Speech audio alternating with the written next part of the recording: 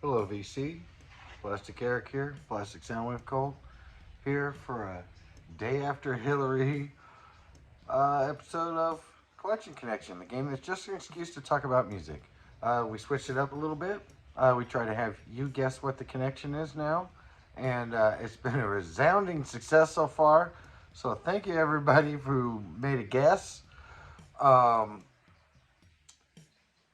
yeah, so I'd like to mention Steve Carlson. He took a stab at it.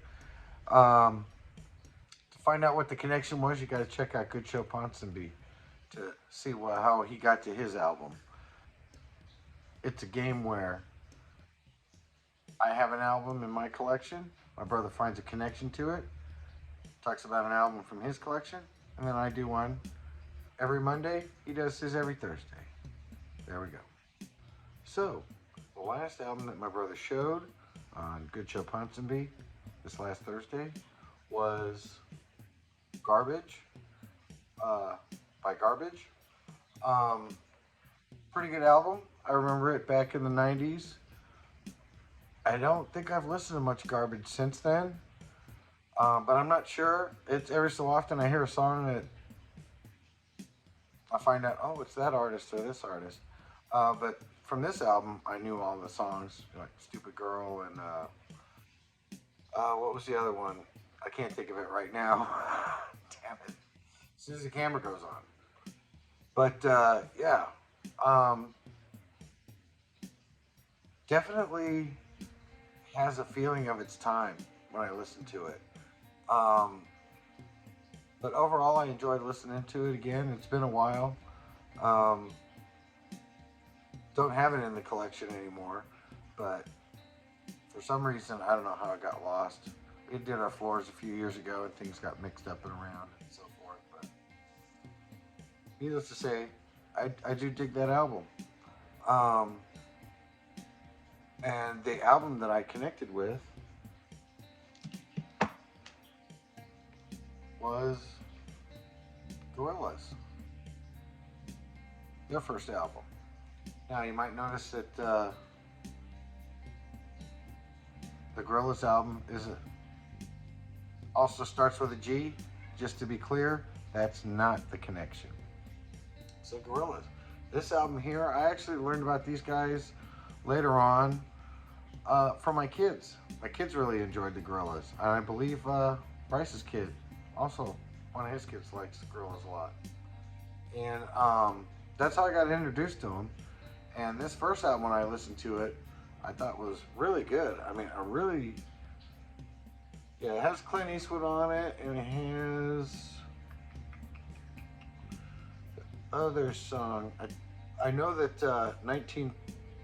2000 was a song that they did, and I think that's my favorite song on the album. I love that song on here. Of course, Gorillaz, the virtual band that was made up by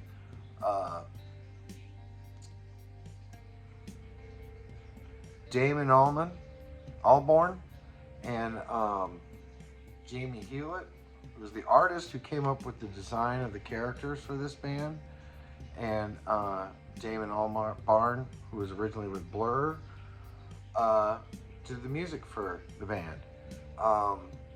Interesting combination, interesting way that they've marketed this band. I think it's pretty cool. It's really interesting. I don't know if they were the first to do it. Don't know if they were the last to do it. But the fact that they did it is pretty cool. The thing I find interesting about this particular album, or their virtual characters, is they have the one virtual character, Murdoch. And I always thought Murdoch was kind of like an amalgamation of this guy and this guy. And the reason for that, I think, that he kind of put them in there is I know that when Albarn was in Blur, there was a big rivalry between Blur and Oasis. And so I often wondered if Murdoch is based on those two brothers. And I don't know. I'm probably just throwing one out there just to guess, but I think the resemblance was kind of uncanny. But I'm so glad my kids turned me onto this. Gorillaz by Gorillaz. Fantastic album. Did actually really good when it came out, so it always had that going for it. I think all their albums have been doing pretty good. I don't know how the other ones do compared to this one, but this one did really well. And so with that, I see I'm getting actually close to my time. This is going to be a little bit of a longer one. I'm trying to keep these really short, but keep talking. With that, I want to say it's not just about the music.